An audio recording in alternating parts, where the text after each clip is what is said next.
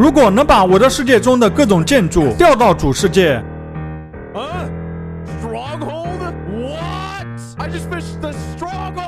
你会如何通关 MC？ 今天大神 TapL 将会制作各种不同的钓鱼竿，用这种神奇的钓鱼竿，可以将各种建筑都调到主世界。游戏开始，他先撸了一些木头，然后开始挖原石，做出石质工具。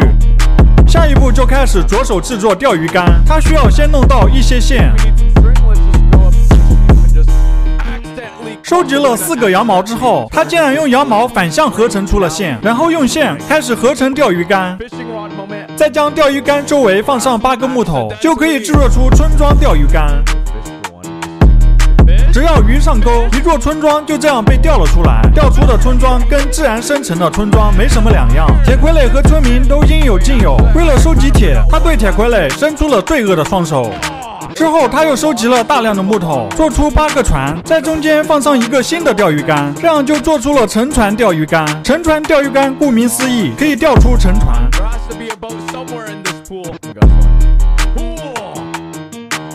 一艘沉船竟然生沉在了山脚下，他在沉船宝箱里找到了大量的铁，之后他又乐此不疲的又钓了一艘，这次竟然生沉在了山里，里面有很多的铁和绿宝石。他在水边又发现了沙粒，收集了8个水石，做出8个打火石，这样就做出了废弃传送门钓鱼竿。在宝箱里找到了很多的好东西，他把传送门修复，这样就可以随时进入下界了。之后他又开始收集沙子，用沙子合成砂岩，这样就继续合成了沙漠神殿钓鱼竿，往水里一扔，很快一座沙漠神殿就拔地而起了。他进入沙漠神殿，拿上各种物资，包括里面的腐肉，这有什么用呢？原来用腐肉可以做出刷怪屋钓鱼竿。他挖开刷怪屋，但是里面并没有什么好东西。村子里面有很多的雪，他想起来还可以用雪块做出雪屋钓鱼竿。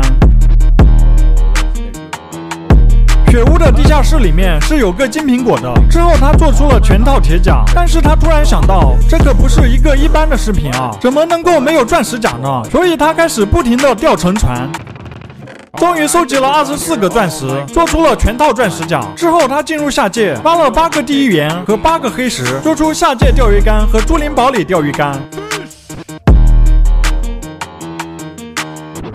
他把下界堡垒和猪林堡垒都调到主世界，但是猪林堡垒里的猪灵都被置换成了僵尸猪人。还好下界堡垒是可以使用的。他在主世界收集到了7个烈焰棒，合成出8个末影之眼，用末影之眼合成出了末地要塞钓鱼竿。就这样，他把末地要塞也钓了出来。